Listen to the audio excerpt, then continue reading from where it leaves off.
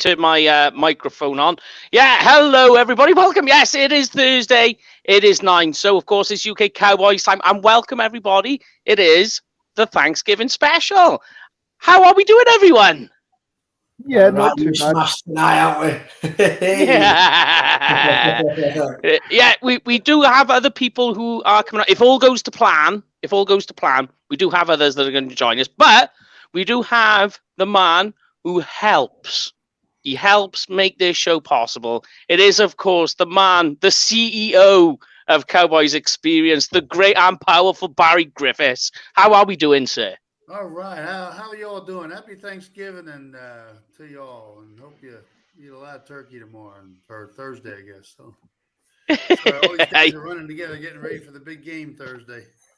Yeah. I mean, obviously, like we was talking on the phone last year with what happened with COVID and all the rest of it, you were fairly quiet. And now all of a sudden, every time I speak to you, it's like, what's going on? Oh, I'm so busy. And it's like, yes, that's what we want to hear. We want to hear that you're busy.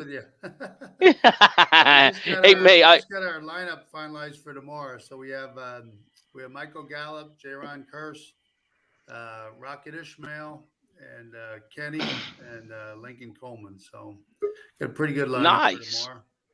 All right. And we have joining us straight. There's the superstar. It worked. It is, of course, yes, we have our very own MVP of Cowboys Media. It's the great Heckma. It's all fancy since you appeared. Man, y'all, I'm so sorry. Y'all see what happened with me? You know, I do a couple podcasts. I start showing up late. I think I'm some kind of superstar, right? But that is not the case. I don't know what's going on, man. It's like I think I have everything set up, or at least I think I do, and then all of a sudden I don't. So I apologize, guys. What's going on? Wow. That's you okay? Yeah, look at that. Look at that. I mean, I brightened up fast, didn't I? But that's what you do. You brighten up a room, Heckma. Hey, what's up? What's going on, Barry? I got Barry in the building. What's going on, man? Man, I tell you, it's been how long since we first met online here with these guys? I still haven't met you. We gotta get together. I don't It was the draft show. It was. Yep. It was a draft show. Lauren, you're looking good up there. Look at you, Lauren. You're looking like a stud. Oh, that's a man. That's a man up there. That's a man, boy. I like that. That's my guy. How y'all doing? I'm sorry. I just came in and interrupted y'all whole conversation there I was just having. You're okay. That's what you're here for. You're here to interrupt us and correct and right our wrongs. Because as I always tell you, we very rarely get anything right on this show. So that's why we need somebody like yourself to get the truth from the booth into the building. No, Mike, that's you. You are all those self-inflicted wounds. You bring that all on yourself. I do. I managed to mess it up somewhere along the line. Don't worry about that. But it's a Thanksgiving special. We will see what goes on throughout the show as more people join and drift in and out, if it all goes to plan. But there's a lot going on. But we are basically to do a double show. So we'll quickly, and I say quickly for good reason, we'll touch on the Chiefs game that happened on Sunday. Quickly break that down. Okay. So luckily we've got the experience of Heckma to help us guide us through that. And then we'll look then, most importantly, at the Vegas game and talk all about that. And throw in a few other little tidbits, what everybody's Thanksgiving traditions are and what they like. But I thought, first of all, to kick things off, we'll talk first of all to Barry about Cowboys Experience, because he's the sponsor of the show and he's always here in tradition for Thanksgiving. What's going on with Cowboys Experience, first of all, Barry? What you got planned for this year and next year? You said you're doing a double show. Does that mean another 24-hour thing? No. We will not be doing that again. Can I ask Heckma, Barry? Mr. Harris, what are you doing tomorrow? What are you doing tomorrow afternoon? Tomorrow afternoon, what am I doing? Nothing. 4. Or actually 2 to 4. 2 to 4. I have a podcast in the morning. I have some coaches interviews, and after that, I think I'm relatively free. If you have a couple minutes, we're going to be at the Texas Lottery Plaza with Michael Gallup, Jaron Curse, Rocket, and Kenny and Lincoln. So if you have some time, you want to swing by. Okay. Oh, good deal. Check us out. See what you think. All good, man. I'll send you my information. See, and that's what it's all about. It's all about bringing people together here. Mike, man, come on. But yeah, we'll get into this first of all. This loss that happened on the weekend. Oh, God. Yeah, I mean, the first thing I put in my notes when I was writing it down, the very first thing I put down was O-line. 5 sacks, 18 pressures coming in. Majority of that coming from the middle of the line.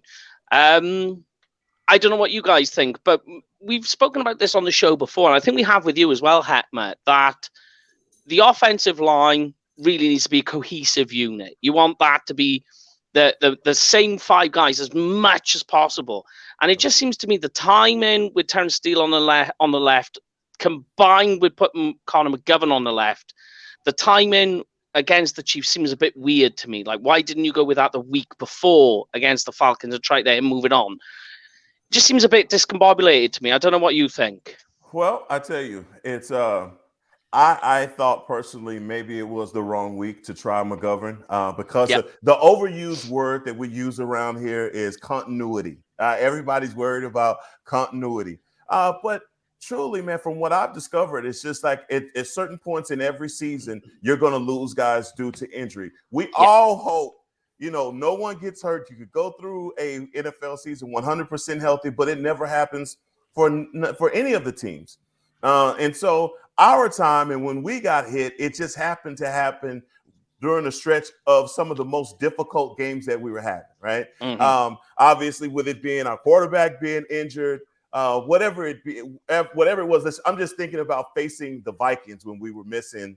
Obviously, Dak was out. And Tyron Smith has been out for 3 games so far. So we've had to do a lot of this without some of our key stars. So not only that, as we point to the offense, I think it's even more significant to point out all the losses on the defense that we've had. But no one talks about that because the defense is shining and you're getting those interceptions and turnovers. So it's kind of hard to point your finger at something that's being productive as the defense has been. But honestly, guys, I think we're just at a point in the season. Every team is going through this. Guys are injured.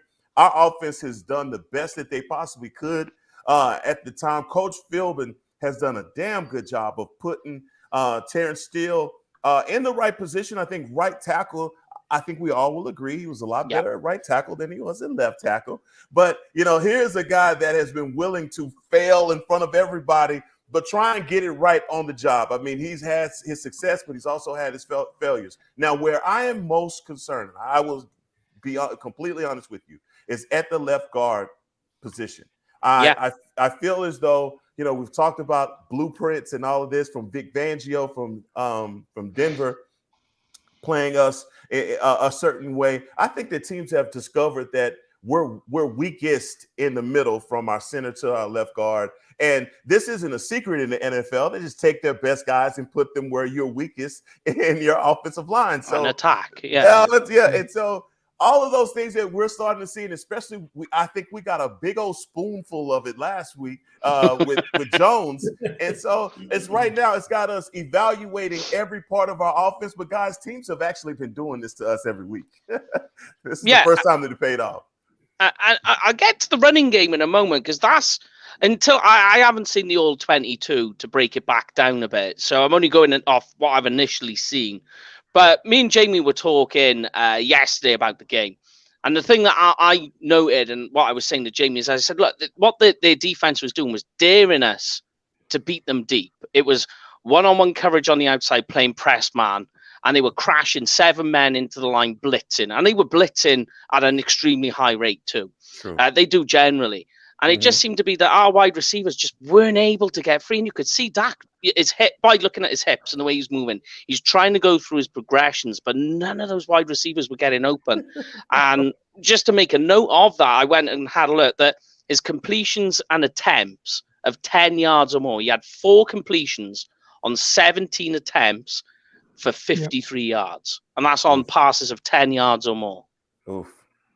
And he's normally very adept at completing these 10-yard passes. So yeah, it's his bread and butter. That just goes to show how bad things were. He just, he was constantly under pressure.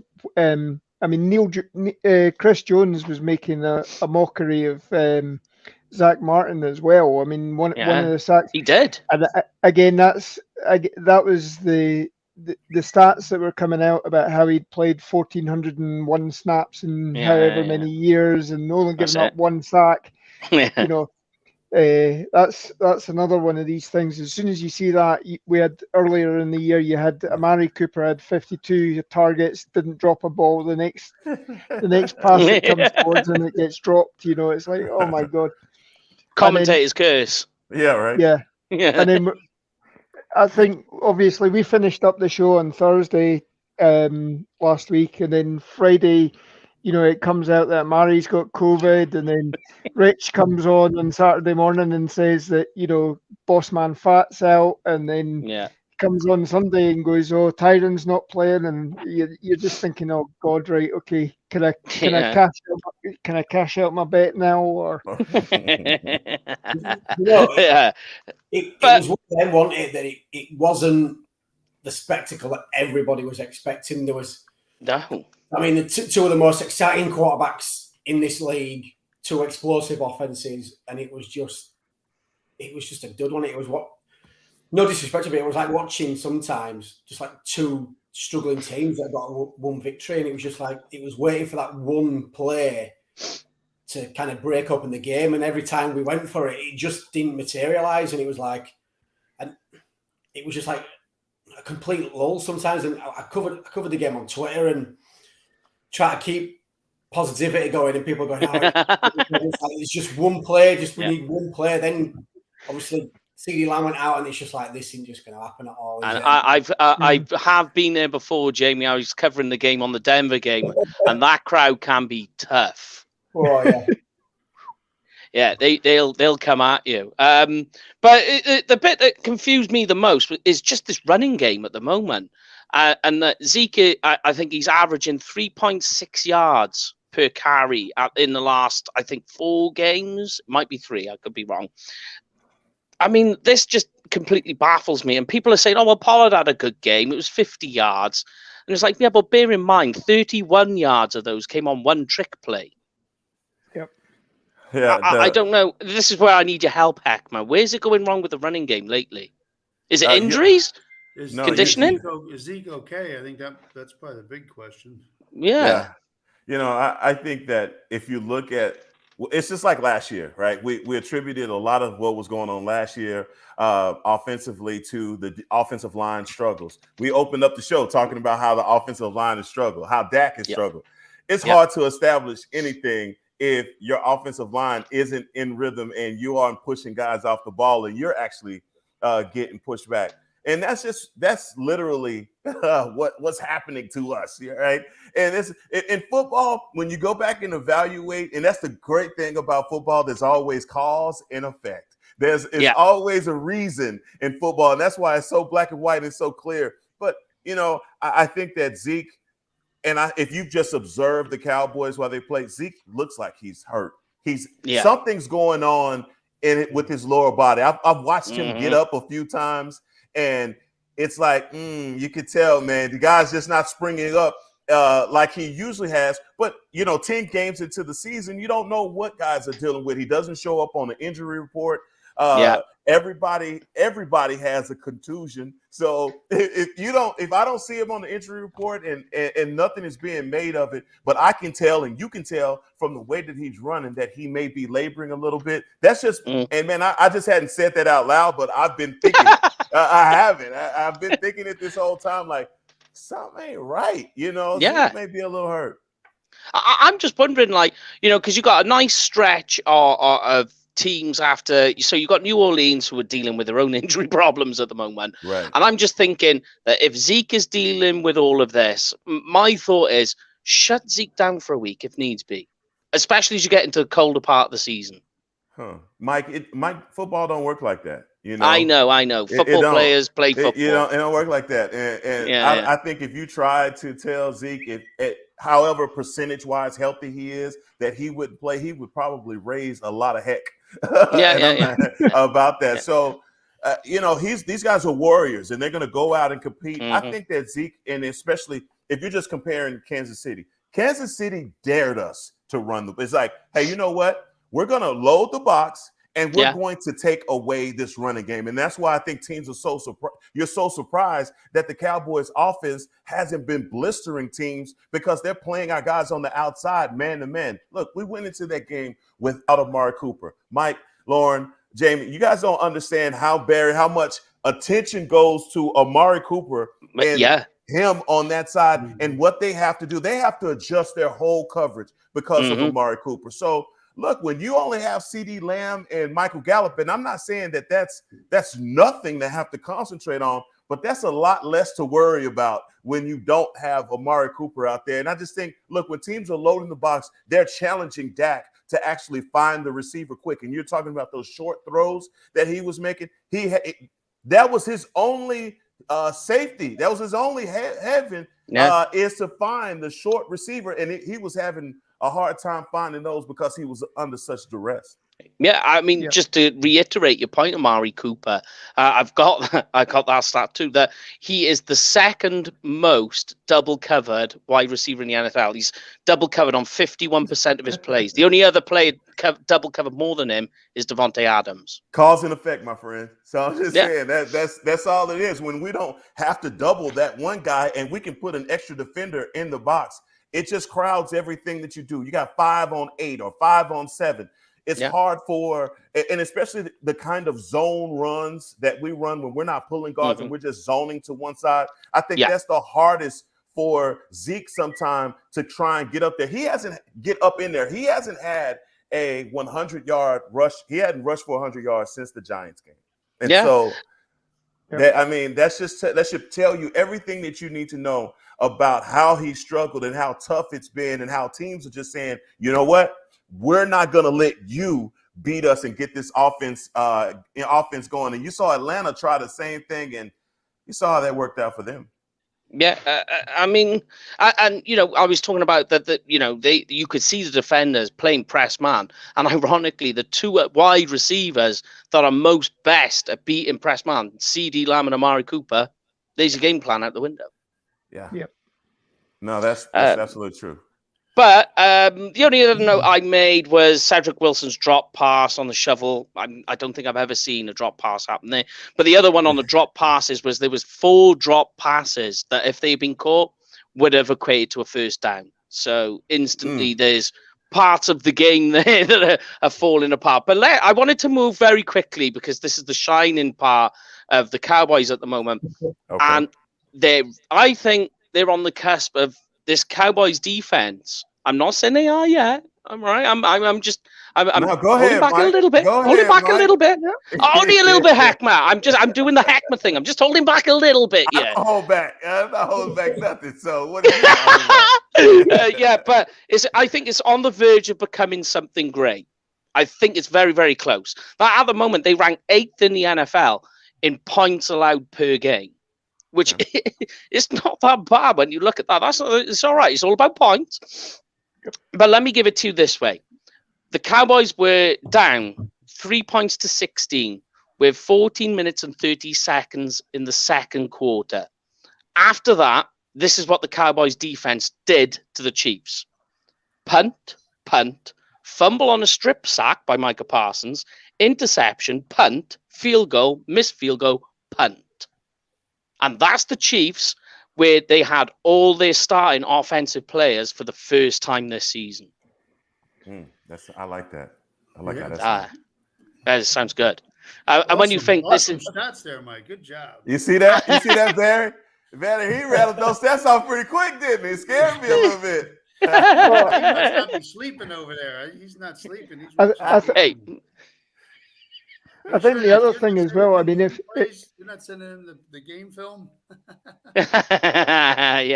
Rewind, fast forward, rewind. I think the other thing as well, if you said to me that we were only going to give up 19 points, Pat Mahomes was only going to pass for, 216 yards or so. Yeah. He was going to have an interception. He was going to have a fumbled pass. I would have said that was a win.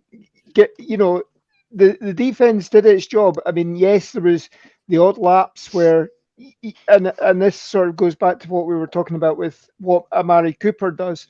You look at the way they were trying to attack Tyreek Hill, and at one point, Tyreek Hill took the whole of one side of the defense out, left, who was it, Parker, open for that 31-yard gain as well. Yeah. So, that's the equivalent of what Amari Cooper does for our offense. We didn't have that. The guys, CD Lamb was having to sort of assume Amari Cooper's role. Gallup was trying to assume two other people's roles, and it's easier when your number one receiver, which is undoubtedly at the moment this year, is Amari Cooper. Mm-hmm. Dropping the number one receiver and asking your number two receiver to become the number one, and that's difficult. I mean, that's you look at what Alvin Harper did when he went away to Tampa Bay, and he tried to become that number one receiver. He came back to Dallas with his tail between his legs, and settled in for another couple of good years as well with us. But he couldn't step up to be a number one. And if Amari was running that, the one that was intercepted that CD Lamb went down with the concussion, would that have been a different result? Would that have been a catch for Amari and a touchdown? I don't know. Yeah, I mean, drop balls happen. These guys, I don't fault Cedric Wilson. He's been a great player for us this year. Noah Brown. These guys had an off day, man. I'll tell you what. You guys know. Look, I have off days in my marriage, and my wife doesn't call nobody and tell them about it. All right, I'm just telling you, I got some bad days happening, guys, that I have to try and overcome. And these guys, I don't believe you have a bad day. I don't believe you have a bad day. I have some days now, but there are times where it's just your stuff is not working, and we've had those days where our stuff just didn't work, and we didn't have all of our guns, and it's hard to be, as critical as we want to be of a team that didn't have most of their main guys. You talk about number two receivers stepping up to the plate that have never been considered the number one guy. Yeah, sometimes, guys, it's called failure to launch. You want to be the number one guy and you step up there and it's like, oh, these shoes are a lot bigger than I think, especially when defenses are keying in on me and I get to play like a third or fourth receiver on the team. So look, again, these guys, they're going to have another opportunity to do this again. I think you're going to have a better showing because now guys are going to be more cognizant of what their roles will be, and hopefully CD can play the entire game. But I wanted to say something about, Mike, what you were talking about our defense and their capabilities. Now, isn't it ironic, guys, that just last year we were the laughing stock of the NFL, and here we are talking about the Cowboys defense being elite. Now, Barry, I'm sure you remember back in the 90s when the Cowboys defense would take the field with Tony Tolbert, Charles Haley, and boy, you knew you had 11 what's taking the field. Studs. Yeah, studs. There it is, Mike, studs. And you had everybody in the building understood, like, no matter what offense, if I don't care if it's Joe Montana coming out there, Elway's coming out there, we have a defense that can compete and can play and perform at any level, AFC or NFC, with the tops of the top. That's where you want to feel. This whole talk about at the beginning of the season, people are like, well, I just want a middle of the road defense. I don't want a middle of the road defense, man. I'm sorry. I don't want a middle of the road defense. I want to know that when we force you to punt, it's because we beat you into submission. We beat you into submission and you didn't even think about it. It could be 3rd and 1 and you're like, you know what? We just going to get out of y'all way and put our defense back out there on the field, and hopefully they can fare better. Micah Parsons, I'm telling y'all, if Micah Parsons, if Tank Lawrence can come back healthy from his foot injury, Gregory comes back healthy from his calf injury.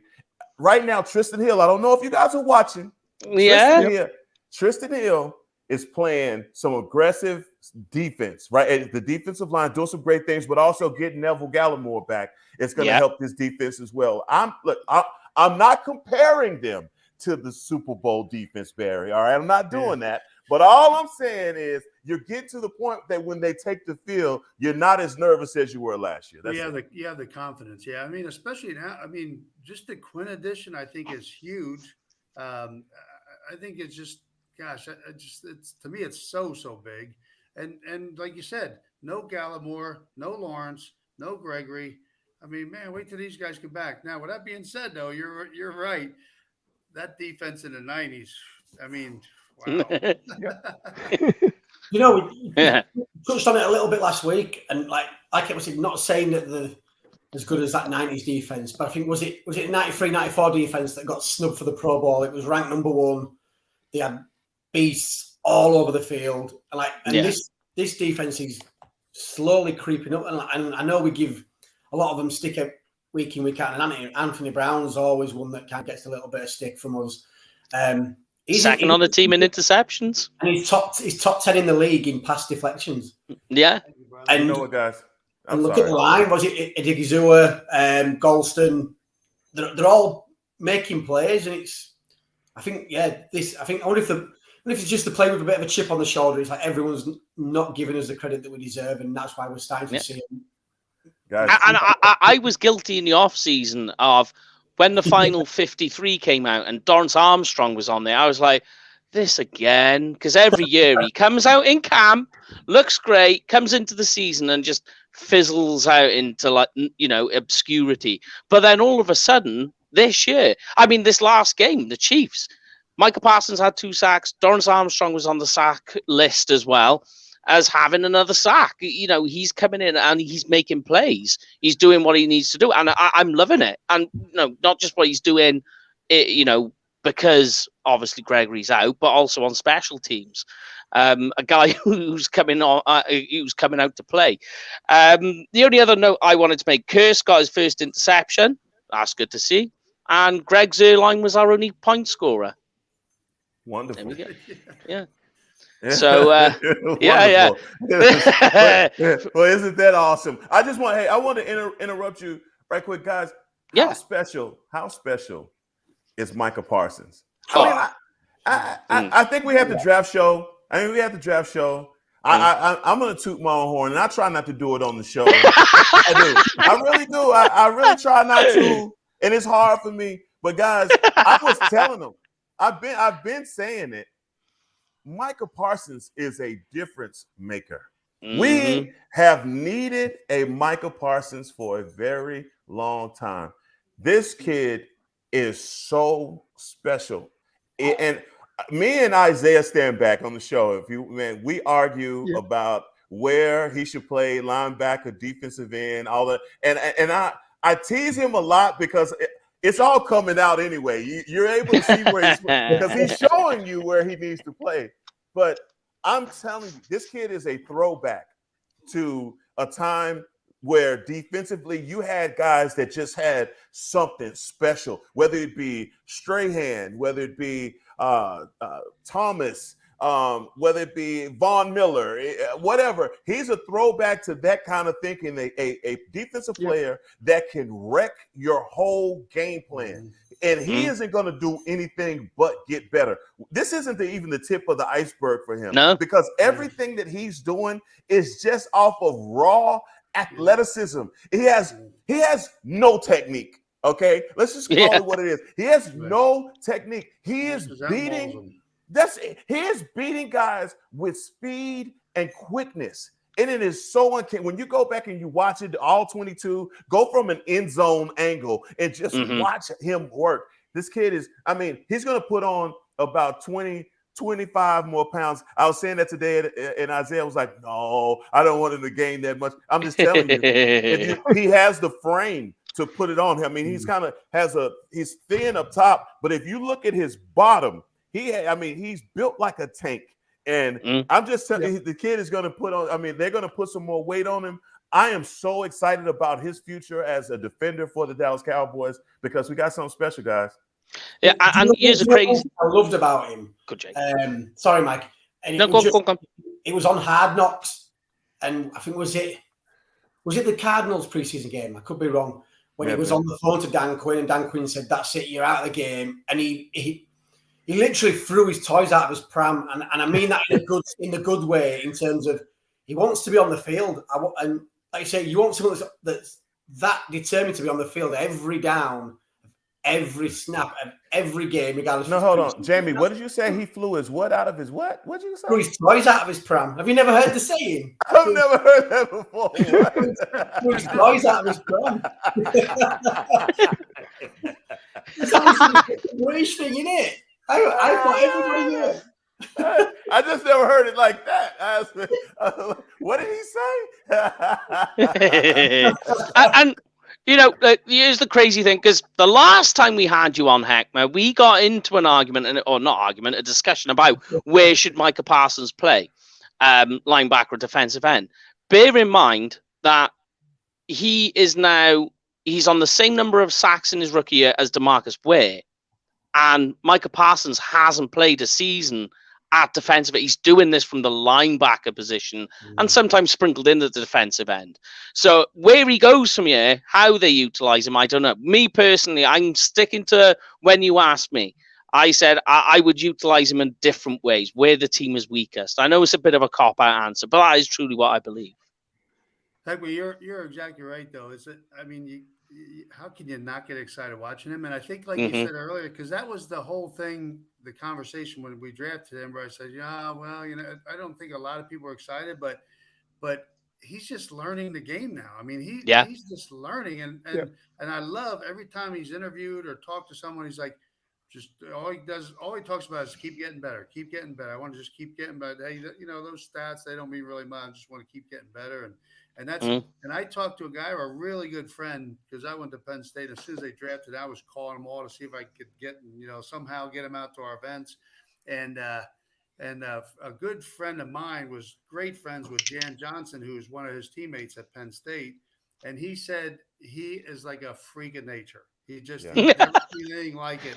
That he's just the sky's the limit. I mean, it's just it is. Yeah. The sky is the limit for him. We'll look now into the Vegas game, because I think we've finished. We don't have to keep rattling on the Chiefs game. People are ready to move on. It's a new day. It's a new week. Yeah, it's all about Thanksgiving. It's all about that. So we'll move on to that, and we'll get first of all onto the news and updates that have come through, and we'll kick things off for this week's game, which is happening at 9:30 p.m. in the UK. Means to be about midnight kickoff, but usually by the time the game's finished, I'm too drunk. But let's go to the news and updates.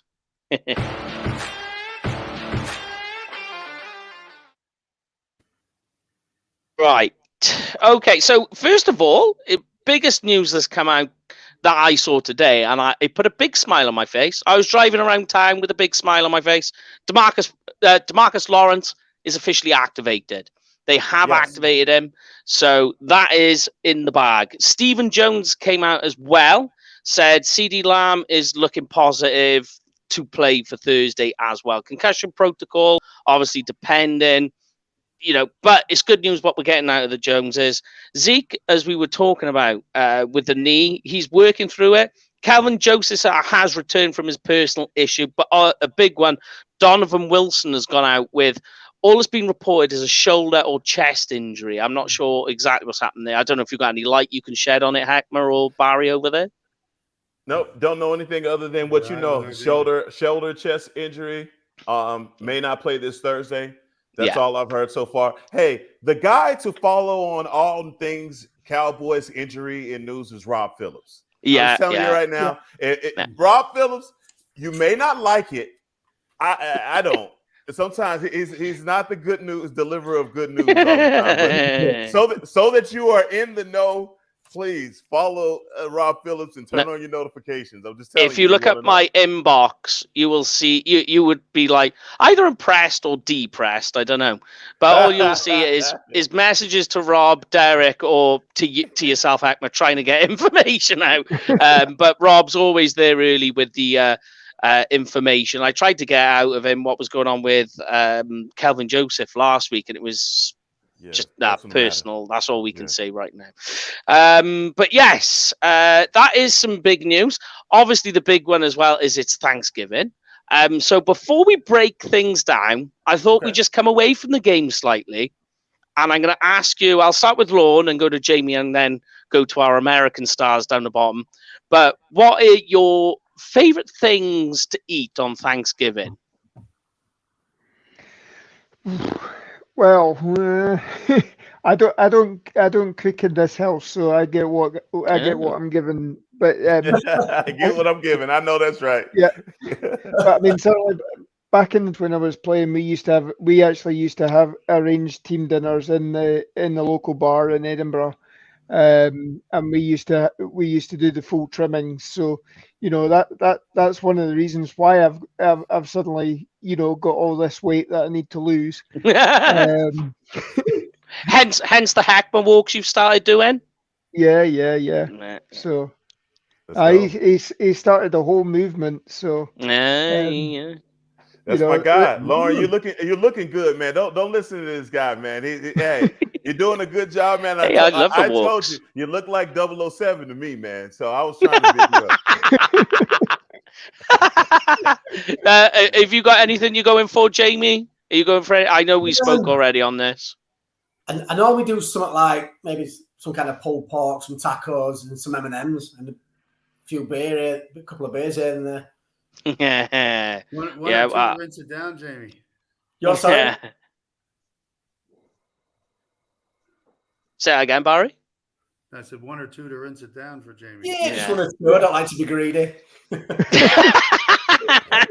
Yeah, well, I have half a house full. I've got another Cowboys fan, Rich, who's from this show, and I got a Saints fan coming over. So it's a turkey dinner, and then afterwards is cheese and chili poppers with a chili dip and hot spicy chicken wings. Wow. Yeah, going for it. Yeah. What's going on in the Hackma household for Thanksgiving then? Are you going to the game, Hackma, or are you feet up eating turkey? No, man. I'm gonna be at home with my family, man. I got more children than the man that lived in the shoe. So I want to say, so having me with my family is the thing, man. For me, man, I'm from such a big family. You got to imagine a house full of, 30, maybe 40 people in one house, and I don't know how many dishes, and all of the older family members eat first. That is a tradition in our house. So great grandmother, great grandfather, grandmothers, all those, they eat, first. And then you have the grown-ups table. All of the grown-ups go to the big table, right? And then all of the kids or the parents, they eat at a middle table. And then you got the kids table, right? Where all the kids eat way in the back on card tables and stuff like that. So I've kind of graduated these days up from the kid table to kind of, I'm in the middle, I haven't made it to the big table yet, but I'm still kind of gravitating that way. But I've moved up, and it's just, it's so much fun. Thanksgiving for me and my family, man. It just means so much, as the pandemic has been one of those things that affected us, man. We just haven't been able to get together. And when you have as many family members as I have, and as close knit as my family is, having something restrict us from seeing each other and be around each other is crazy, because that's all we do. Is so many of us, we don't need anybody else, to entertain ourselves. So, it's just really good to get back to that, to have that sense of family and being able to see some of your family members, man. That's why it's so good. It's so important to get vaccinated. I'm sorry, however you guys feel about it, doesn't matter to me. I'm just saying, like, for me, knowing that I'm around my family members and that I'm not going to affect them because I'm vaccinated, and we all can get together and have fun and have that nostalgia of family the way that we used to. Because last year, man, was no fun. No. Yeah. I last year, I don't know if you remember, guys, as well. I was on Channel 5 for Thanksgiving, if you remember that. Yeah. Yeah. Talking to DeMarcus Ware, of all people. Oh, yeah. So, question for you, Heckma. is your uncle in charge of dishing everything out? Make sure nobody gets anything that they shouldn't be getting. No, he doesn't have. He's not in charge of anything because they're people older than him.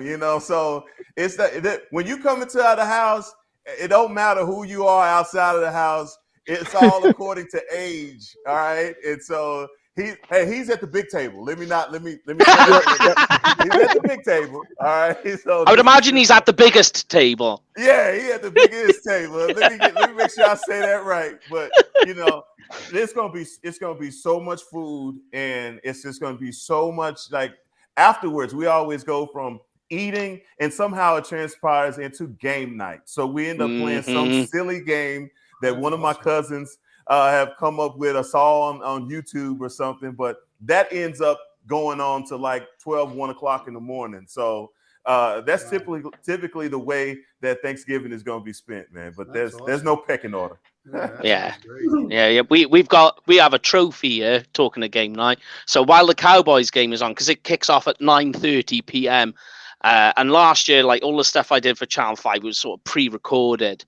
Okay. So we had had a couple of friends around because, like you say, it was COVID. But we have a trophy here, and it's the non-golden golden turkey trophy award. And we have a game of poker while the Cowboys game is going on.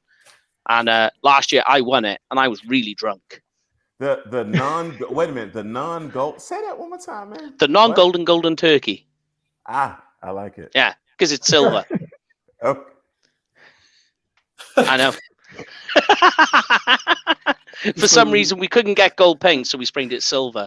Yes, Barry, have you got any plans, or are you just going to be working hard because you've got Cowboys experience events going on? Yeah, game time, tailgate in the Miller Lighthouse, and then the game. Big event tomorrow, and but afterwards we'll find.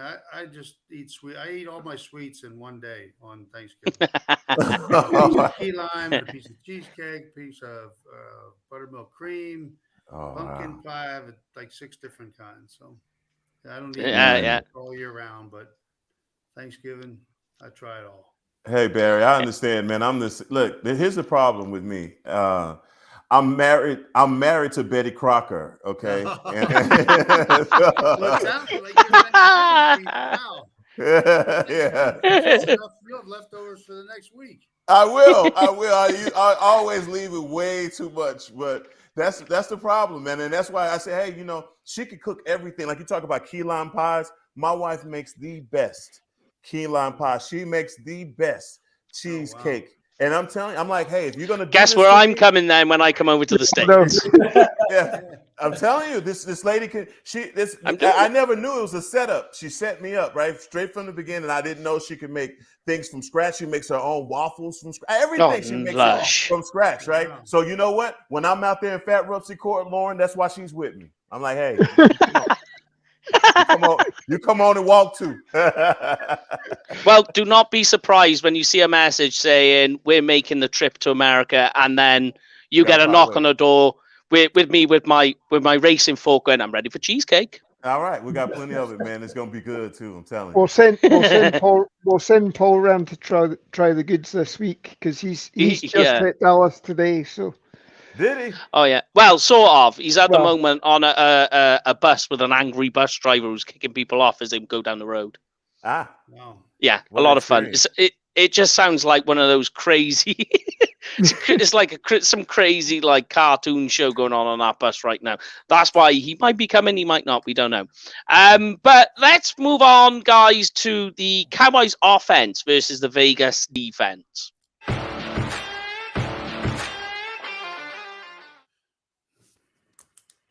The big thing that popped up for me as I was going through it, I don't know what you guys think, but the Las Vegas defensive line is something that is quite scary. It's what's keeping them in games, in my opinion.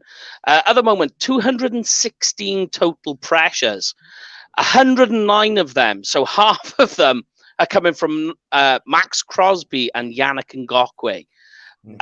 We talked about the O-line, and like Heckman was saying earlier at the start of the show, we started talking about the O-line.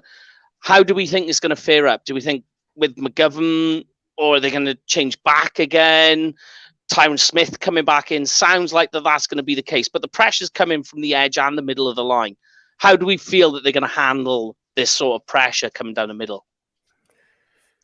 You know, I just feel like you just rattled off the stats, and you attributed those stats to two guys. So let's stop those two guys. You know, there's the game plan. You know, let's stop Ngakoue and Crosby from wrecking our game plan. I think Dak has a challenge in front of him of playing another game without Amari Cooper. He's got to find a way to make throws. I also think that Dak, if there isn't any residual happening with his ankle or his calf, he needs to get out and try and create with his legs. I think that's what he didn't do against Kansas City, and I thought he had opportunities to do that, to pick up some first downs and just keep drives moving. It's going to be important to keep drives moving in this game, because you're not going to want to go 3 and out, try and get a field goal here and there. I think those are the things that will allow a team like Vegas to hang around or be a pain in your side for 4 quarters, which you don't want. Tyron Smith, we need him back. But when you talk about 3 games in 12 days, maybe him not playing against Kansas City was advantageous for us as a team in the fast turnaround. So maybe he makes it back this week at left guard. You know, I think you stay with Connor McGovern for another week and see if there's any progress there. If there isn't, I don't know. Look, I don't see, and I don't know what this offensive, what they're thinking about front office wise with this. If it's just a trial by fire, and if a guy doesn't make it, you replace him. But I know they haven't been hesitant to put guys back in the lineup, whether it be La'el Collins, which you were going to do anyway, but, you know, move Steele over and make the tough decisions is basically what I'm trying to say. But I think we talked about it at the beginning. We have to establish the run versus the Raiders. But also, definitely bigger than that, Mike, we have got to score in the red zone. The Raiders, for everything that you just said about them, they're one of the worst red zone defenses. Yes. And so, you know, sometimes it's just what the doctor ordered, right? You struggle and you get a team that come in and they let you score down the red zone.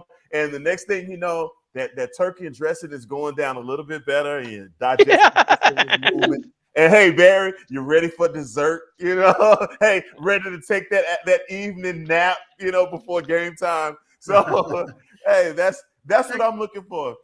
Hey, well, let me ask you something that, you know, you talked about continuity, and that's what they talk about, you know, out there. What are your thoughts about the best 5? I mean, is there any talk, or what are your thoughts on Lowell at the left guard, putting Steele, because he played well on the right tackle, but not the left tackle. So keeping him out there and put Collins at the guard spot with the side of Tyron when he comes back. I don't know. What are your thoughts on that? Or you think, you know, that's kind of just you know what? I have this entire, I guess, from La'el Collins, the start of his career, when he came in and they put him at left guard, I thought that was his natural position. He gave me Larry Allen feels. Yeah. You know, it was like, oh my God, it's the second coming of Larry. You know, is everybody seeing it? The way that he pulled, how strong he was in the running game, you could just tell that. So he was an earth mover in the front, but then he went out to right tackle, and then you go, oh wow, you know, you don't see a lot of good right tackles like that, and he really played well at right tackle. We just see him struggling right now. And I think that in this league, you need a right tackle and you need a left tackle. And maybe, just maybe, and I'm just going to throw this out here for debate, all right? Maybe we're looking at him at left guard. We're saying maybe he's a left guard, but maybe he's a left tackle also.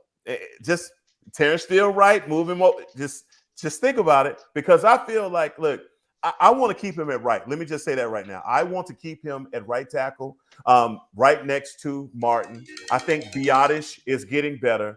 If we can find that continuity at left guard and Tyron Smith can come back, I think that's your offensive line. That is your offensive line. But you're not wrong, Barry. You're not wrong, because he is solid in the interior. Yeah, you know, everything that we're looking at as well is I'm going off the assumption that Lamb is playing. I'm being hopeful here. I think he'll concussion protocol. Just looked like a bad knock on the back of the head as he came down on that ball. But he's going to be up against Casey Hayward Jr., a guy who loves to play press man that we just talked about. But here's an interesting stat with him. 0 touchdowns allowed, but 0 interceptions. And over the 11 games he's played, has allowed 143 yards. Yeah, I mean, this is going to be definitely the matchup for me, especially if you have a guy like the rookie, the guy I wanted the Cowboys to draft, Trayvon Moehrig, playing over the top. There's a particular tricky matchup, and I think that in order to beat that, Dak needs time to throw. And if that's the case, this O-line has got to help and step up. And, you talked about Zeke in terms of what he can do and their defense. Their rushing defense, like you say, Heckman, is particularly bad. They actually rank 29th in the NFL in yards allowed on the ground. Yeah, that and the cornerback that you're talking about, he reminds me a lot of Byron Jones. Yes, he does. He does.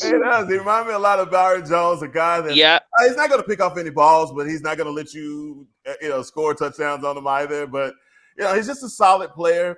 But I think you play with fire with the Dallas Cowboys when you go single man and you go man coverage. I think CeeDee Lamb is so good. He's such a quick twitch athlete, is so explosive in small spaces and so good at running routes. He's a problem for you. And anytime like Amari Cooper, CeeDee Lamb, and Michael Gallup, you saw versus Atlanta. Atlanta didn't know what to do with the offense or who to key on. So, but I just feel like in his second year, CeeDee Lamb is taking those steps, and he obviously can get better. But I think that he is the kind of receiver that he's not a number 2. If he's a 1A, if there's a 1A, then he's a 1B almost.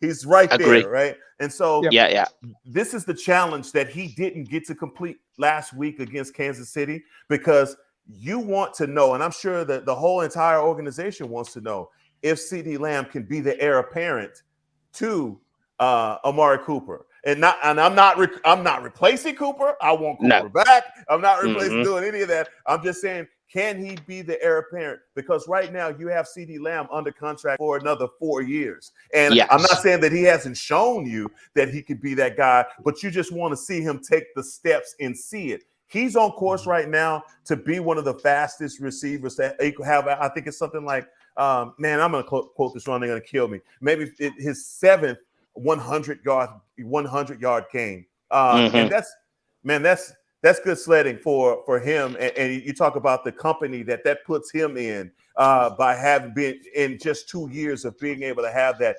Right now, with Dak being healthy, these guys can get this offense going. CeeDee Lamb could possibly, and Amari Cooper could possibly reach that 2,000-yard receivers as we've been looking at. The offense has been clicking. Yeah, we've been sputtering, but I'm looking for CeeDee Lamb this week to have I hope that he increases his numbers versus the guy that you were just talking about.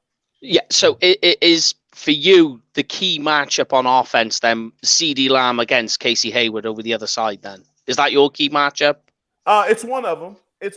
I think that what happens for the Dallas Cowboys is once you establish the running game, everything else starts to fall in place. Look, that's my key matchup. Yeah, CeeDee Lamb is a guy that can give you everything on your offense. But if you have a running game that can accentuate and Dak can go on bootlegs and the play action is honored, then that gives him that extra second to get behind. A defense. You saw that and a classic example is the Patriots game. All right, the Patriots game, the walk-off touchdown. It was the play action that set that play up because they had to honor it. But teams, when they don't feel like they're threatened by your running game, they just, hey man, we'll just sit back in coverage and stop your guys. But you're right, you're on to something with that matchup. Yeah, and you literally you took like where I was going with it right in my mouth. It's all about the play action. Because this Vegas defense is so bad against the run. I think Zeke splashing Pollard with the, play a bit of 12-man perhaps as well to try and get that going, because Cowboys are great when they're in 12-man as well. You get that going. instantly you've got yourself. And we were talking about this with the Chiefs game, but it never materialized. But the play action pass becomes available, and then that's it. You establish the run, you play the play action, the game is over. Yeah. Guys, I'm gonna have to get going. I gotta get. We have a long night ahead of me if I don't. So, thank y'all, and have a wonderful and blessed Thanksgiving. Hackman, don't eat too much. You guys stay sober. Yeah, well, we won't be doing that. But I will give you a ring. I'll give you a call tomorrow, Barry, and I'll speak to you on Thanksgiving as well. Okay, and as we do during the game. Great to see y'all. Okay. Good Maybe tomorrow afternoon, Hackman. Yes, sir. All right. I'll take care. Thank you. But yeah, Mike. Yes. Go on. Sorry, Hackman. No, man. The Raiders are an interesting matchup for us. I said today on the podcast that they may be the right team for us at the wrong time, especially if we don't get Tyron Smith back. If we don't get, if let's just say CeeDee Lamb isn't able to play. They could be a pain in the side, but you have all of the key components to beat them. If your team is healthy, if you can get some guys back. I think we talk about the running game being important. Defensively, getting off the field on third downs is going to be crucial. Not allowing Las Vegas to get those slow, methodical drives going where they get 7-8 play drives going, and maybe they only get 3 points, but your defense is just getting hammered. Your offense gets back on the field, and they go 3 and out. Your defense is back on the field. We just can't afford scenarios like that. So we want to be the ones with the slow, methodical drives, but we need to get touchdowns. Yeah, definitely, yeah. I mean, ironically, the Chiefs game was a good game to show you that it's almost weird. You need to score touchdowns to win games. How would we ever know that without seeing that? What this week would it worry you more if we don't have Tyron Smith, or would it worry you more if CeeDee Lamb didn't play in the game? Say that one more time. I didn't hear you. What would worry you more? So would it worry you more if Tyron Smith didn't play this week, or if CeeDee Lamb didn't play this week? Which one would you be able to cope with a lot better? Tyron not playing would worry me more because look, games like this against AFC opponents, it's not that I'm not saying we need to win every game we play, right? But in the grand scheme of things, when it comes down to the playoff seeding and stuff like that, it's not an NFC opponent. I see that. But the one thing that we cannot afford to have happen is Dak Prescott to get sacked 5 times. You can't have that, and I don't care how big he is, how strongly built he is. You cannot have your quarterback continuously getting hit like that. That's a recipe for disaster, and you end up getting guys hurt. Garoppolo, that was one of his things, man. He was just getting hit too much. When you find a quarterback that's getting hit too much, it affects his game. It affects his accuracy. He's not as trusting in his timing and stuff like that. He starts to think that things are there, Jamie, that aren't there. So I don't want for defenses to start playing those mind games with Dak, and Dak to become concerned about protection. Because hell, if I was him last week, I would have been really concerned about protection. Well, I mean, here's a crazy one as well. We posted this stat up yesterday that the Cowboys offense versus AFC West teams, we average 15 points a game so far this season. 15 points is what we average so far. Our offense against the 3 AFC West teams, we've accumulated 45 points. It's gone 20, 16, 9. Yeah. And now we have the Raiders. We need to buck the trend this week. For sure. Yeah. Kansas City, I'm still pissed off about that. And I know we said we were done with it. It was there for the taking. I'm sorry. It just pissed me off, man. You got a team that you can beat. And like you said, Lauren, if you got up in the morning and told me that the Kansas City Chiefs were only going to score 19 points and Patrick Mahomes was only going to throw for this and he was going to have a fumble and an interception without seeing the Cowboys stats, the Cowboys win that game. They win that game by a touchdown, or they at least win by 20, right? But somehow, some way, offensively, because of our offensive line, we just hadn't been able to get back in rhythm. This is the team to get that feeling back again and increase that average. Yep. Yeah, it was a crazy one. Yeah, it pissed me off too because it was there for the taking, like you say. But I tell you what we'll do is let's move on to the bit that's a lot more fun to talk about right now, and that's the Cowboys' defense against the Vegas offense.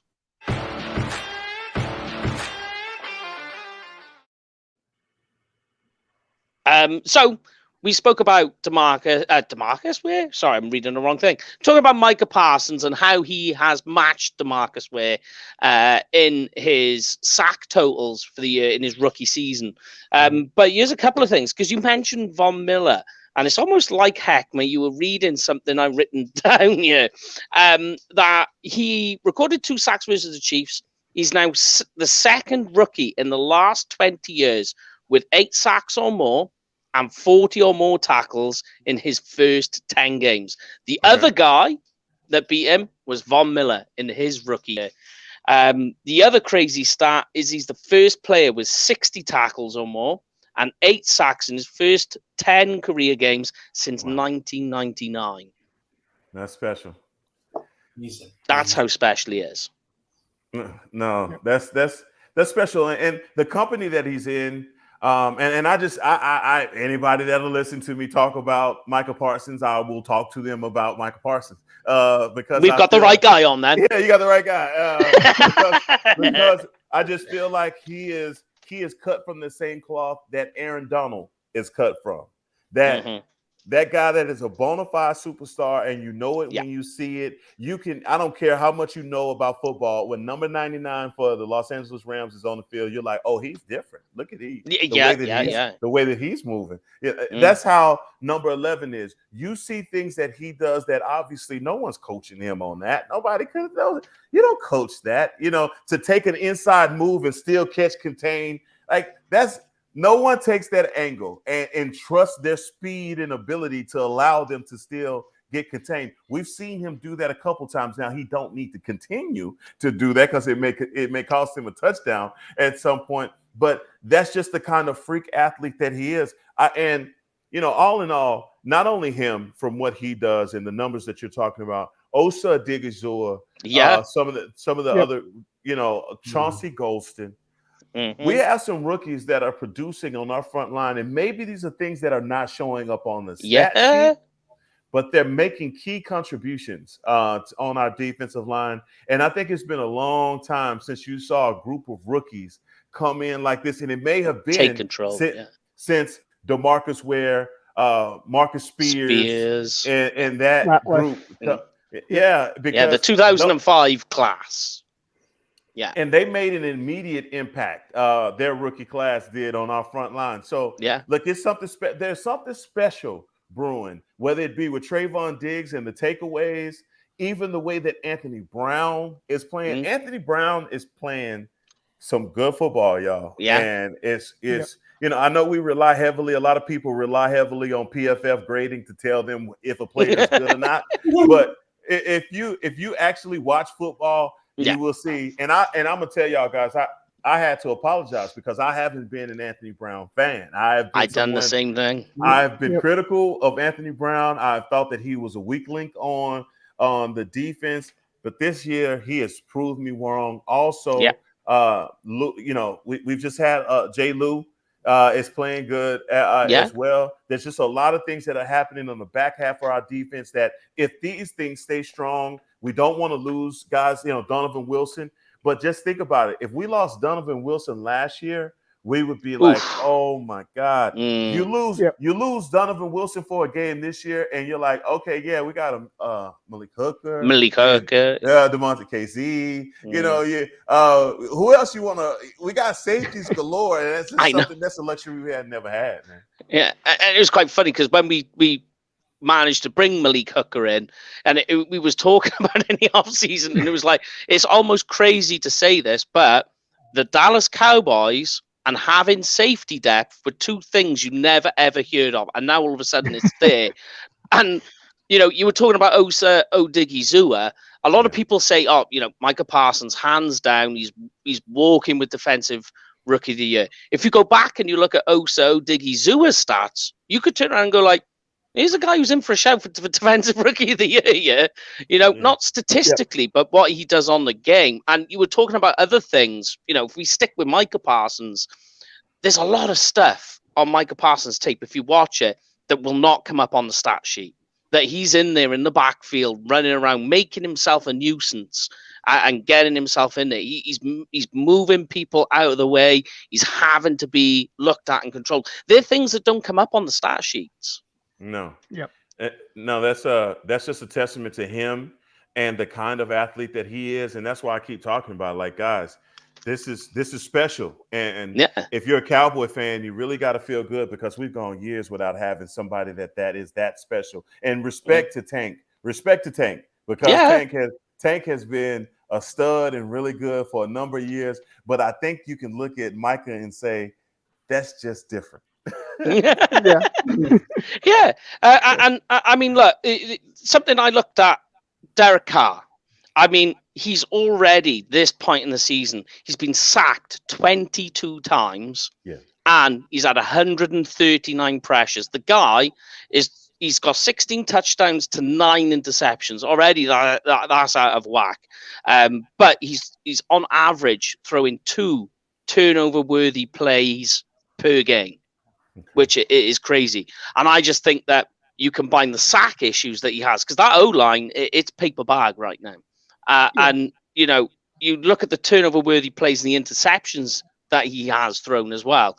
I mean, that's a combination for both Micah Parsons, and you mentioned Trayvon Diggs with the interceptions. I think this is a game where he could go on and get another one again. This is the game for it. No. And guys, that's absolutely true.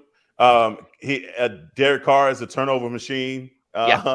He will give you the ball, especially when he's under pressure. But the one matchup that I want to tell you guys about, and maybe you don't know about it, but Alex Leatherwood. So last year, the Raiders drafted out of the blue Alex Leatherwood from Alabama. Love him. 6'5", 325-pound man. He's huge, right? Yeah. He is a monster. He gets to training camp. He gets through preseason, and he absolutely stinks up the field. He is horrible. And they're like, you know what? Before you get somebody hurt, we're going to move you inside. So now he's at guard, which, hey, may or may not be. For that size, though. Yeah, but 6'5", but again, you're in the interior, and if you got a guy that's big enough, quick enough to maneuver around him, and especially as low as his PFF grade has been, I think you can take advantage. And I'm talking about with the Osa Diggy-Zua, with a guy that's small, quick, light, compact, the way that number 97 has been, and we've seen him against guards that cannot move. So that's just a matchup, just to point out, guys, that we may be able to take advantage of. But here's something I'll ask you then, Heckma. Off the back of that is, you spoke about how Tristan Hill is coming into his own. Here's a guy, though, Tristan Hill, his biggest trait is his explosiveness, his snap off the ball.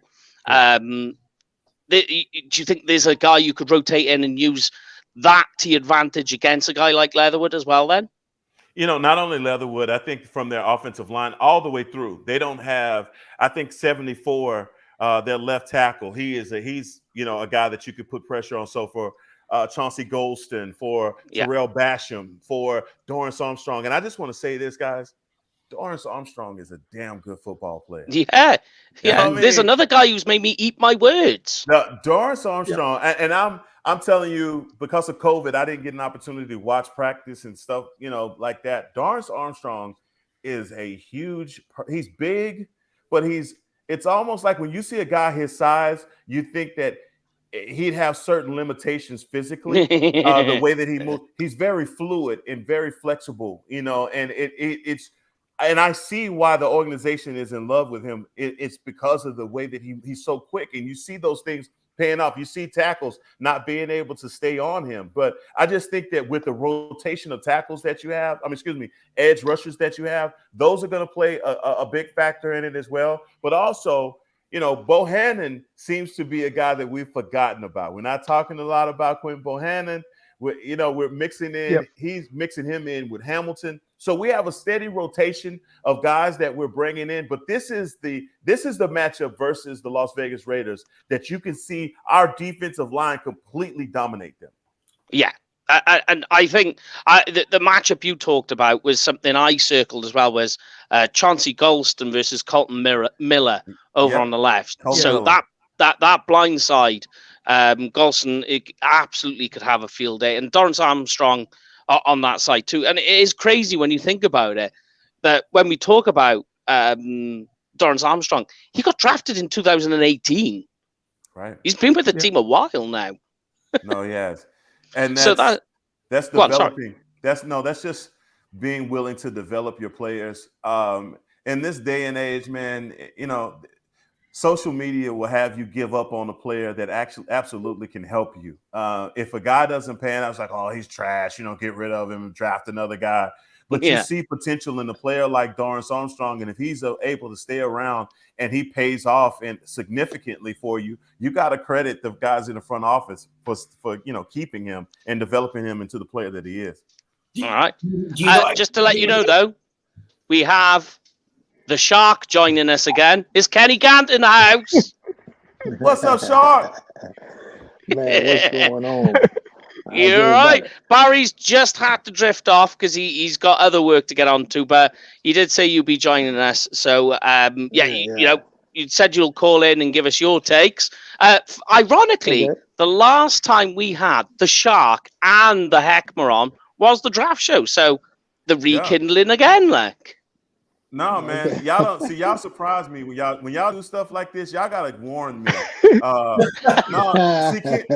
Mr. Gant, let me tell you what they do. So they put me on the show, and they don't know that you flash up, I might start screaming, running, anything. Because see, when you were winning Super Bowls, I was in high school. I had to skip school to go to the Super Bowl parade. So they don't understand like the nostalgia that comes with Kenny Gant being on with me. And I'm gonna tell you something. I still haven't got over you leaving us and going to Tampa. I just I'm still hurt about that. Hold up. Let me explain that. Okay. Well, my contract was up, right? Okay. My contract was up, and I went to the Raiders, I went to New Orleans, and I went to Tampa. So Tampa was close to home for me, 30 minutes outside my hometown. So I called because the Cowboys hadn't offered me anything. So I went on these trips, just try to scare them, whatever, how this works. And then it went where Tampa was offering me a contract when I went to Tampa. And I said, let me call. So I called Stephen Jones. And I called the organization, and they told me they didn't have any money allocated for the defensive backfield. We trying to get Jay Novacek signed, and I said, cool. I said, I'm not a part of the team. All right. So, I made 3 calls back, and they said they had no money allocated to it. They told me the best thing, it'll be wise, and it'll be in your best interest to go ahead, because we don't have that money for the defensive backs. And so that was March 23rd, 1995. And that was the 23rd, March 23rd, 95. When they had no money for the defensive backfield. Man. And I took my hats off to Jay Novacek because he's a good friend of mine. But on the 24th in 95, they signed defensive back Deion Sanders for $55 million. But there wasn't no money. Wasn't no money left, though. Wasn't no money left. I said, but wasn't no money left. It was not me that left. And we've just got here, and go on, Kenny. Sorry, not to interrupt you. I said I would have played. I love the game of football so much, but with the bargaining agreement, they would have had to pay me a certain amount of money without even negotiating. So, and I've asked them, look, I play for what I played for last year, but they can't do that. Because I would have played the game to stay in Dallas for my rookie contract, $200,000, but it just don't work out that way. And I have no hard feelings. It was rough then because I just started finding out about the NFL, not for long. Yeah, right. The only question I got for you, Kenny, is are you still going to the thrift shops and finding like those most spurious little gifts and toys and games and stuff you keep finding? I've been missing those videos and those little photos. You keep finding like the craziest of stuff, man. Who, me? Oh, yeah. Yeah. Hey, you talking about all my little trinkets that I find? yeah. Just you find like the most craziest of stuff. Hey, I'm a one thing I'm a big believer.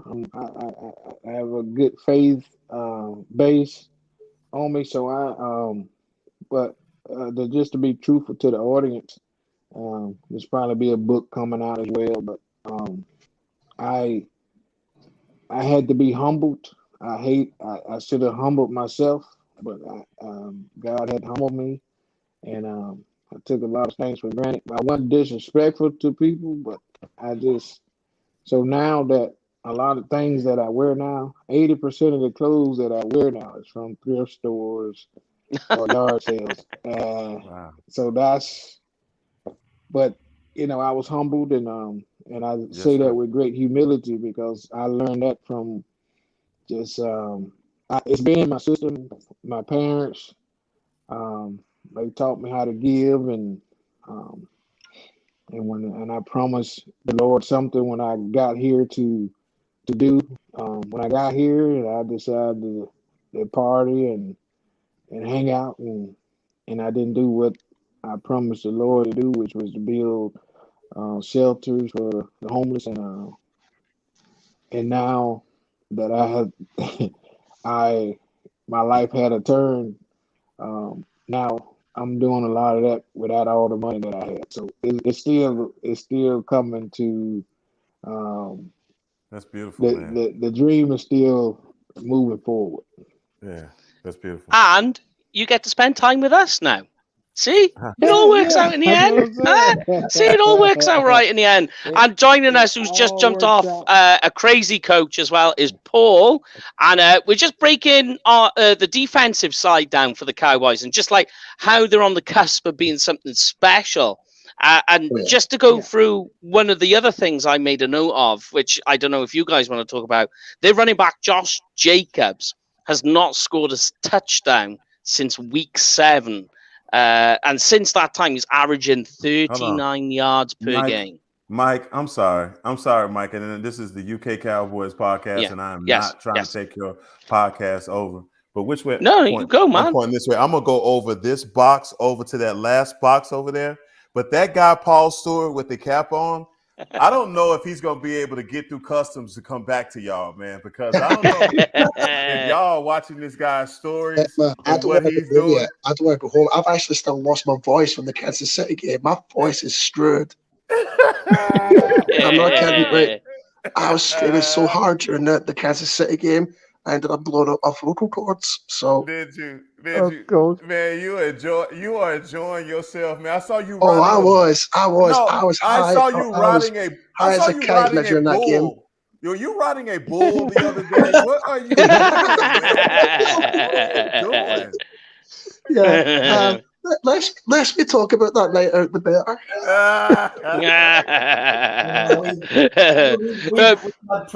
We've had private messages from Paul with songs in back of taxis and all sorts. It looks like he's having a having a ball out there.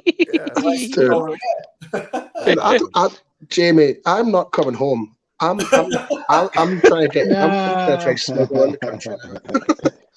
That's fine. You get a place, and then we can all come and crash at your new home over there. Then, and we can hide under your sofa and stuff. Yeah. Once I'm home, get the visa sorted. That's what I'm doing.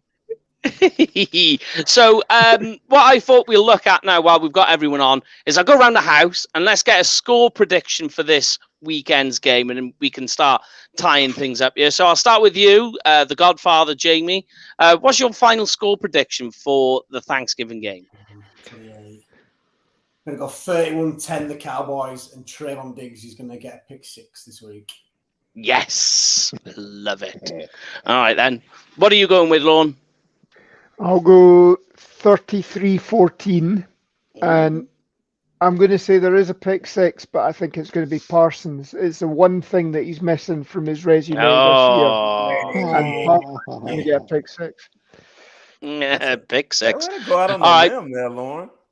Yeah. I'll let our special guest go last. So, Paul, we'll kick you in on this one. Final score predictions here. And bear in mind, their biggest threat, Darren Waller, as well. Only two touchdowns on the year so far. I'm going to say 27-17 Cowboys. And interesting. I said this last week. I thought Sean McKeon would have got his first touchdown, but I'm going to say it again for this week. I placed a bet on Sean McKeon to score a touchdown, by the way. Yeah, I think this might be the game there. Can I just say, Mike, as well? Yeah. The odds of the Cowboys win today, it massively increases, because every time UK peeps are in the house, Cowboys generally win at AT&T Stadium, and Paul and Mike Bull are out there this week repping the UK Massive. So the Cowboys are going to win, because the Cowboys rarely lose when and he falls right out as soon as you. Yeah, and he's gone. He talks about that. He's done. He gives us our score prediction and he just goes. He's like, that's it. Go on then, Kenny. Have you got a score prediction for the Cowboys Vegas game on Thanksgiving? I think we're gonna bounce back strong, but don't. I'm gonna go with 24-7. We had a motto when I played, and it says, if we keep a team under 17 points, we got a great opportunity to win the ball game. And the 19 points for the Kansas City Chiefs, we should have been a whole lot closer than 9 points. You know, it was, and we could have beat them half to death, but they played a good game. Man. Yeah. So, Hackma, give us your final score prediction. Man, let me just say this. All right, I'm gonna give you a score prediction. But go on. Let me say this, man. So, Mr. Gant, back in the day, we would, and I told you, I'm gonna tell you the story every time I see you. I'm gonna tell you the same story all over again. Okay. Me and my friends, we would sell the program at Texas Stadium. All right, get programs here, get your programs here, you know. And so that's what we did at Texas Stadium. They would not let us in the stadium. We could only sell on the outside, and if we tried to sneak into the stadium to watch the game, that was it. They wouldn't let us come back. So our whole thing was, we're going to sell our stuff, and when all of our programs are gone, we're going to get back on the bus, the train, however we got there, and go back to South Dallas, right? Because that's what we went back to. Man, every time there was you know how we knew it was a kickoff? Because they'll start playing the shark music, man. On the outside, and it was, oh man, you don't understand what that is. It makes the hairs on my arm stand up, man. Just saying that, because I understand. Like, obviously, life changes, things happen, and obviously, that past glory, maybe that fades or whatever it is. But man, for people that understand and know, man, you really did so much for like just us as kids, knowing that everything that you did on special teams and just the vibe that you gave the stadium, just being close to the stadium and hearing it, or being at home on Thanksgiving and hearing the shark come on. I'm telling you, Mr. Gant, wherever you sitting right now, you a bad man. I'm telling you, man. And that's for me. And I don't care how much time goes by. I don't care what happens. Yeah. Wherever you are, you a bad man. In thrift clothes, wherever you wearing these days, you a bad man wherever you are, man. I'm telling you, Mr. Gant, don't ever feel like that, man. I know you humbling yourself, but boy, I'm telling you, oh, they put this sharp music on, man. Oh, man. I love it. I don't know. I love it. Yeah, I don't know if you've ever heard it as well. I mean, you probably have, Kenny, but if you ever get a chance, listen to Michael Irvin's take on the Kenny Gant and the music and the dance. And he was just like, I don't even know what it was.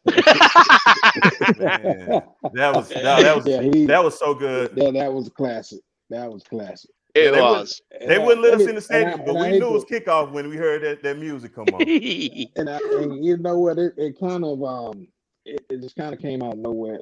Kevin, here's how his thing went. Kevin Smith them used to do that down. They used to do it in practice at Texas A&M, and so he told us about it in practice one day. So when we go on scout team to try to, I made a mistake. Said we shut down Micah Irvin them in practice, and he stood up in the middle of found somebody's foundation, a charity event, and disputed what I was saying on the stage. Oh man! He said, "You ain't never." What? He said, "You never shut me down." You know, I was like, "We have shut you down." You know, but what happened? We go on scout team, so we play the other team's defense. So we shut them down. And we try to, give them the best look we got for the teams coming up. And all of a sudden, we pull out the shark. We take the sharks out. So we never thought about doing it in the game or anything. And after one of the games, I'd be so zoned out and spazzed because the shark music come on. I'm out. I don't even hear the crowd. I'm just gone. So after the game, one of the reporters asked me, he said, "What was that? You had your hand up." I said, "What are you talking about?" And then he said, "Well, you had your hand up on your head." And I said, "Oh, the shark came out today?" I said, "Man, that's something we do in practice. We don't never mess with it." I said, I was in a zone today, and I guess the shark came out, blah, blah, blah. So the next day in the newspaper, they said, Kenny Gant's come out with this new shark dance. I was like, what? I wasn't dancing with it. And that's how the shark came about. So, man, that's awesome. I ran with it and I have fun. And that's what a lot of people remind me of. And I thank you for that comment, man. That was this. Nah, Mr. Gant. It's giving me a new. I've been down, but I had and I don't hate to take up all your time, but I had a guy. All right, you go. Come up to me one time. I had a guy come up to me one time because I thought I was just dirty, man. Nobody knows me anymore. And I had this guy come up to one of my autograph sessions, and he says, "Hey man, would you sign my picture for me?" And I said, "Oh man, that's." So he's got this little boy with him, and with the black hair. So he put the picture up there. I'm signing the picture. I said, "Here you go, little man. I signed the picture." He probably don't know who I said, "I know he don't know who I am." Blah blah blah blah blah. And the guy looks at me. He said, "No, that's me. That was his picture." Wow. With my jersey on. Yeah. When he was his son's age, and I just lost it, man. And and if that's what it is. Fans that keep me in a good spirit, man. Comments like you guys have made, man. I love the fans. Dallas Cowboys got the best fans in the world, man. It keeps me living, man. It keeps me on a high note of life. Well, Heckma told us how his wife makes a great cheesecake, and we're going to go knocking on his door when we come over to the States to eat some cheesecake. But the other thing we're going to do is we're going to go eat some chicken wings and drink some tequila with you as well, Kenny. Yes. Yeah. Bet on it. Yeah. Bet on it. You know what? And guys, I'm the luckiest dude in the world, man. I'm telling you, man, there ought to be a Pixar Entertainment Disney movie made about my life. I'm telling you, because it don't even seem real sometimes, man. You know, it really don't. So I'm in the studio doing the podcast, right? And everybody, you know, you guys know Nate Newton, and man. You know, you see him. Man, I'm sitting there and just Nate Newton walks by the podcast studio. There. Just in the office. He just walked past the studio. Yeah. Next thing you know, Darren Woodson is walking down the hallway, you know, and I'm saying to myself, I have died and went to heaven.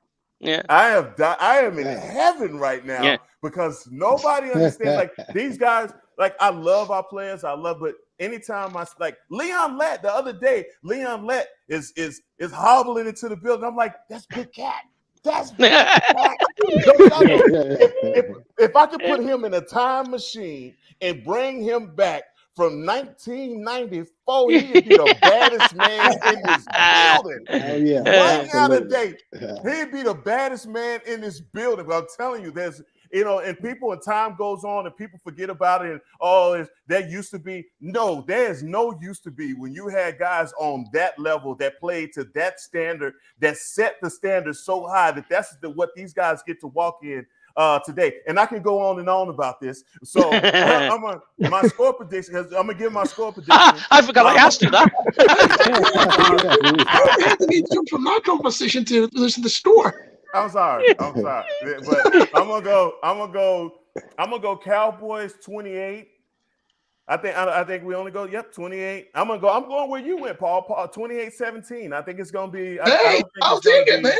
Yeah, it's gonna be one of those. It's gonna be one of those kind of games. We're playing without Amari Cooper. Offensively, we got to get a lot of things going. I mean, it wouldn't surprise me, obviously, if we scored more. But I just want to go on the, more moderate. Just say it's going to be 28-17. Cowboys win, and they put it away early.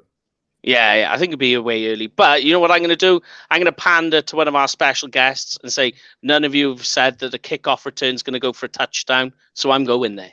We had you on. Yeah, see? I'm smooth. Yep. I'm smooth with a capital smooth. It's going to come. Yeah, you just slid that right in, Yeah, but yeah, I mean, obviously, that's what we've got you guys on for the Thanksgiving special. We've had a few people bouncing in and out.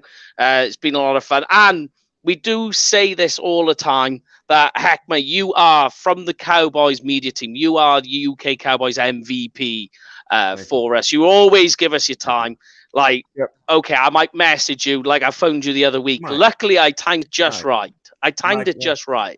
You guys don't understand. The only thing special about me is that I love my wife and I can talk about the Cowboys to a baby. Okay? Don't you ever feel like you're burdening me. Yeah, I was waiting on y'all to call me to want to talk about the Cowboys. I can hang up and talk to somebody else. I mean, you love it. I mean, we'll message you, we see you, we interact with you on the social media, and every time it's always straight right back at us. And we can't thank you enough for what you do. Thank you guys.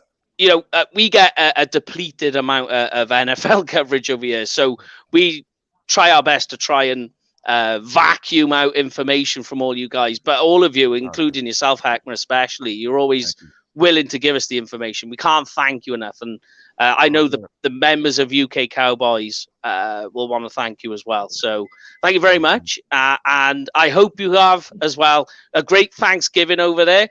Both you, Heckma, and Kenny. I'm sure Kenny will. He's looking like he's just, it's the calm before the storm for Kenny.